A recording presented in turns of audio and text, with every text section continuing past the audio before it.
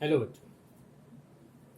NCERT के motion in straight line का एक बहुत ही इंपॉर्टेंट क्वेश्चन है, क्वेश्चन नंबर 3.5।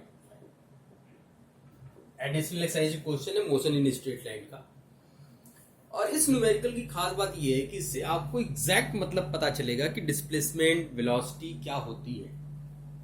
क्वेश्चन क्या है, पहले क्वेश्चन एक बार रीड आउट कर लें आप। क्वेश्चन नंबर 3.25 पढ़ लीजिए, एक बार क्वेश्चन को पॉज कर लीजिए, वीडियो को पढ़ लीजिए।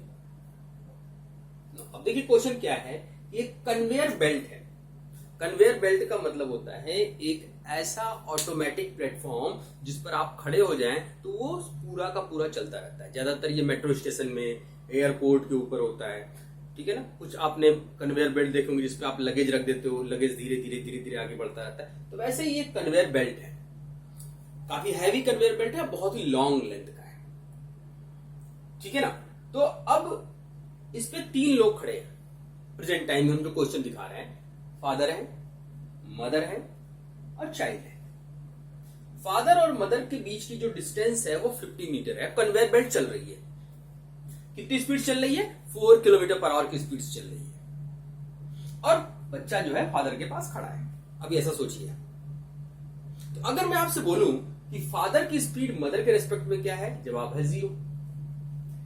फादर की स्पीड चाइल्ड के रेस्पेक्ट में क्या है, जवाब है 0। चाइल्ड की स्पीड मदर के रेस्पेक्ट में क्या है, जवाब है 0। क्योंकि सभी एक ही रेफरेंस पे हैं और वो रेफरेंस से मूव कर रहा है, तो एक दूसरे की स्पीड एक दूसरे के रेस्पेक्ट में 0 होगी, वेलोसिटी 0 होगी। लेकिन जो ऑब्जर्वर बाहर खड़ा है उसके रेस्पेक्ट में इन सबकी स्पीड अभी इस सिचुएशन में 4 होगी, क्योंकि सब आगे की तरफ जा रहे हैं। अब क्वेश्चन क्या कहता है कि फादर और मदर के बीच में डिस्टेंस है 50 मीटर और ये बच्चा मम्मी पापा के बीच में टू एंड फ्रो मोशन कर रहा है, यानी कि एक बार भाग के मम्मी के पास जाता है और फिर मम्मी से भाग के पापा के पास आता है और स्पीड रखता है अपनी 9 kilometre per hour. But remember that this is the velocity of child with respect to belt. With respect to belt 9 kilometre per hour, यानी कि velocity of child with respect to belt है वो है 9 kilometre per our. अब question कह रहा है कि इस बच्चे की स्पीड इस ऑब्जर्वर के रेस्पेक्ट में क्या होगी जब वो बच्चा, ध्यान सुनना, इस बच्चे की स्पीड इस ऑब्जर्वर के रेस्पेक्ट में क्या होगी जो प्लेटफॉर्म से बाहर है। जब बच्चा फादर से मदर की तरफ जाता है उस समय इसकी स्पीड क्या होगी। और सेकेंड केस पूछता है कि जब वो मदर से फादर की तरफ आएगा तब उसकी स्पीड क्या होगी। तो ध्यान समझिएगा, स्पीड पूछ रहा है यानी कि डायरेक्शन आपने हटा देना होगा। तो देखो VCB दिया हुआ है 9 किलोमीटर और VBG दिया हुआ है velocity of conveyor belt with respect to ground दिया हुआ है 4। तो मैं VCB को क्या लिख सकता हूं, VCG माइनस VBG। ये मैं पहला केस ले रहा हूं जब बच्चा फादर से मदर की तरफ जा रहा है, child moving from father to mother. VCB equal to VCG minus VBG। अब VCB की वैल्यू कितनी है, 9। ये फर्स्ट केस में जब बच्चा फादर से मदर की तरफ जा रहा है 9। VCG वेलोसिटी ऑफ चाइल्ड तुम्हें निकालना है विद रेस्पेक्ट टू ग्राउंड यानी ऑब्जर्वर। VBG कितना है, 4। तो VCG कितना आ गया बच्चों, इधर आ जाएगा 13 किलोमीटर पर आवर। यानी velocity of child with respect to ground यानी कि विद रेस्पेक्ट टू ऑब्जर्वर जो ग्राउंड पे खड़ा है उसके रेस्पेक्ट में हो गई 13 किलोमीटर पर आवर। रिकॉर्ड रखना है इसको, 13 किलोमीटर पर आवर। अब यही बच्चा सेकेंड केस में क्या होता है कि इधर की तरफ आ रहा है। अब ये बच्चा इधर की तरफ आ रहा है 9 किलोमीटर पर आवर। अब ये इधर आ रहा है, तो इसका मतलब VCB कितना हो गया, -9 हो गया, क्योंकि अब बच्चा इधर की तरफ आ रहा है, इधर की तरफ डायरेक्शन को हम नेगेटिव लेते हैं। तो VCB velocity of child with respect to belt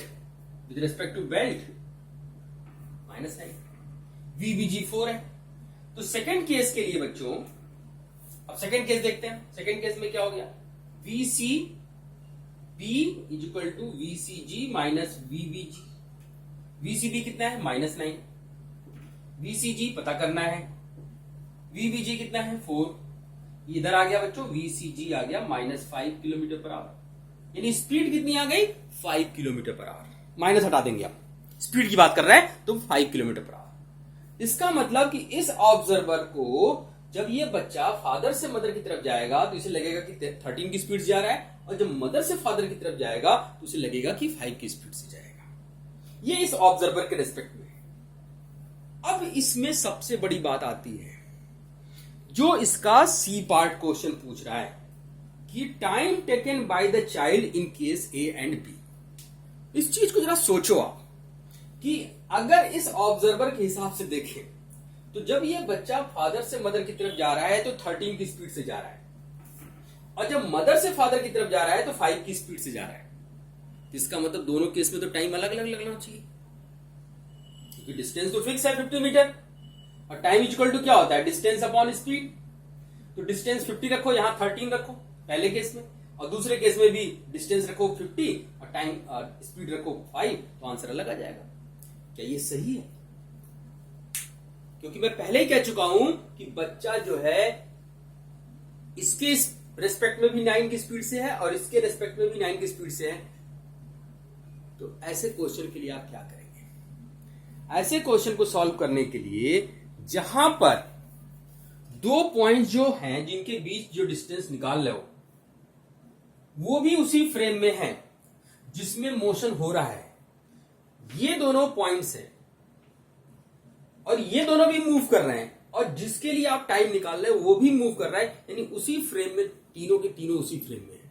तो आपको उसी फ्रेम में जाके न्यूमेरिकल को सॉल्व करना पड़ेगा। यानी आप बाहर से मत देखिए, टाइम निकालने के लिए आप बाहर से मत देखिए, क्योंकि टाइम फ्रेम ऑफ रेफरेंस पे डिपेंड नहीं करता। गलत हो जाएगा अगर आप बाहर से इसकी वेलोसिटी को अगर आप देखेंगे, क्योंकि जो बाहर से देख रहे हैं वो रिलेटिव है, और टाइम हमेशा आप कैसे निकालेंगे।